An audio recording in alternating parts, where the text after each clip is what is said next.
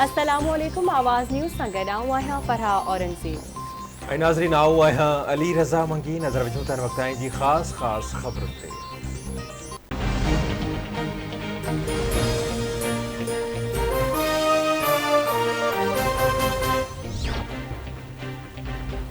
तहरीक इंसाफ़ जे अॻवान शहबाज़ गिल खे इस्लामाबाद मां गिरफ़्तार कयो वियो। मुतहसिब बग़ावत जो केस दाख़िल।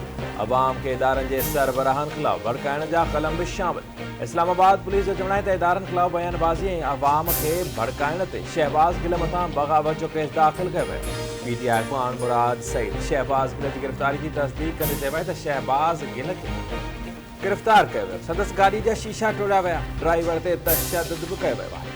इम्पोर्टेड हुकूमत वाइड लाइफ जो शिकार थी वई आहे।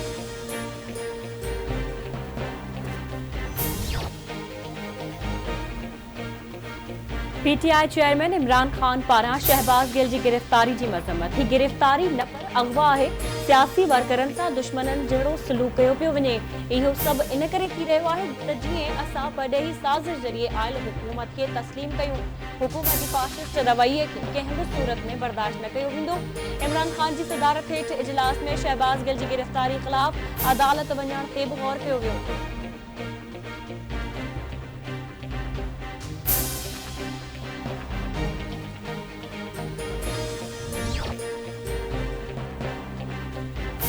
वनी ॻाल्हि ॾांहुं पेशकदमी थी रही आहे। पंजाब पुलिस खे हिफ़ाज़त लाइ मोकिले रहिया आहियूं। इमरान खान जी हिफ़ाज़त लाइ हर हद ताईं वेंदासीं।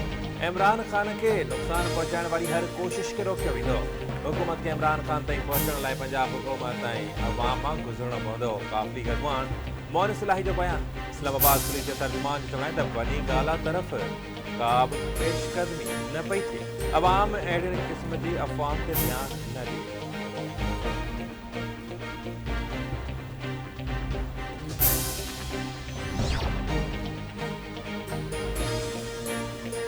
इस्लामाबाद पुलिस मुंहिंजी गिरफ़्तारी लाइ घर ते छापो हयो आहे। अवामी मुस्लिम लीग जे सरबराह शेख रशीद जो वीडियो बयान। संदसि चवणु आहे त 10 मुहर्रमुल हराम आहे।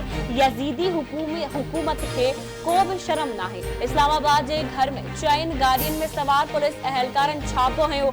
हू जेल खां डिॼण वारो नाहे। जेल हुन जे लाइ सोहरा ऐं हथकड़ी ज़ेवर आहिनि। सामान ठाहे छॾियो आहे। गिरफ़्तारी वारंट आहे त अचो खेसि गिरफ़्तार कयो। वारंट खां सवाइ घर में पुलिस आई त हू पंहिंजी हिफ़ाज़त जो हक़ रखे थो।